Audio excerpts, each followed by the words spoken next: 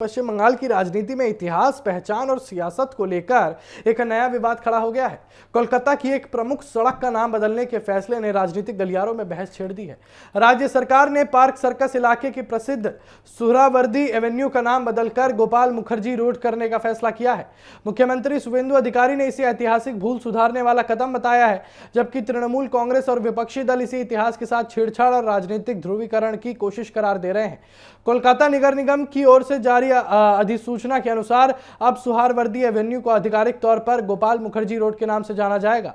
यह सड़क कोलकाता के पार्क सर्कस क्षेत्र की प्रमुख सड़कों में शामिल है और शहर के महत्वपूर्ण यातायात मार्गों में से एक मानी जाती है।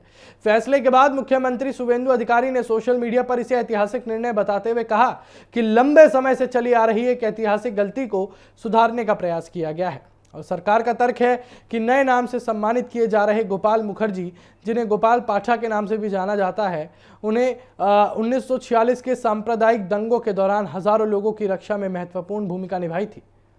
मुख्यमंत्री ने उन्हें एक ऐसे व्यक्ति के रूप में प्रस्तुत किया है जिन्होंने कठिन समय में निर्दोष लोगों की रक्षा की और इसलिए उन्हें सार्वजनिक सम्मान मिलना चाहिए। हालांकि इस फैसले के साथ ही विवाद भी शुरू हो गया है। विपक्ष और कई इतिहासकारों ने दावा किया कि सरकार जिस सुहरावर्दी की विरासत का विरोध कर रही है वो सड़क वास्तव में उनके नाम पर नहीं थी।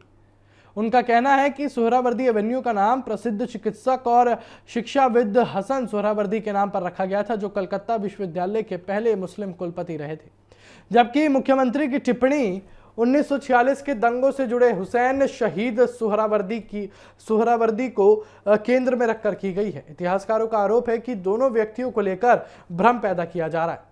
तृणमूल कांग्रेस ने इस फैसले की कड़ी आलोचना की और पार्टी नेताओं का कहना है कि सरकार इतिहास को राजनीतिक नजरिए से देखने की कोशिश कर रही है। उनका आरोप है कि नाम बदलने की राजनीति के जरिए समाज में वैचारिक विभाजन पैदा किया जा रहा है और विपक्ष का कहना है कि अगर किसी सड़क का नाम बदला भी जाना था तो इसके लिए व्यापक ऐतिहासिक अध्ययन और सार्वजनिक चर्चा होनी चाहिए थी। और राजनीतिक विश्लेषकों का भी मानना है कि यह विवाद केवल एक सड़क के नाम तक सीमित नहीं है। इसके पीछे इतिहास की व्याख्या, सांस्कृतिक पहचान और राजनीतिक संदेश की बड़ी लड़ाई भी छिपी हुई है। एक पक्ष इसे ऐतिहासिक न्याय बता रहा है तो दूसरा पक्ष इसे इतिहास के चयनात्मक इस्तेमाल का उदाहरण मान रहा है और यही वजह है कि यह मुद्दा बंगाल की राजनीति में तेजी से चर्चा का विषय बन गया है। तो सवाल यह है कि क्या यह वास्तव में ऐतिहासिक भूल सुधारने की कोशिश है या फिर इतिहास के जरिए नई राजनीतिक बहस खड़ी करने का प्रयास है।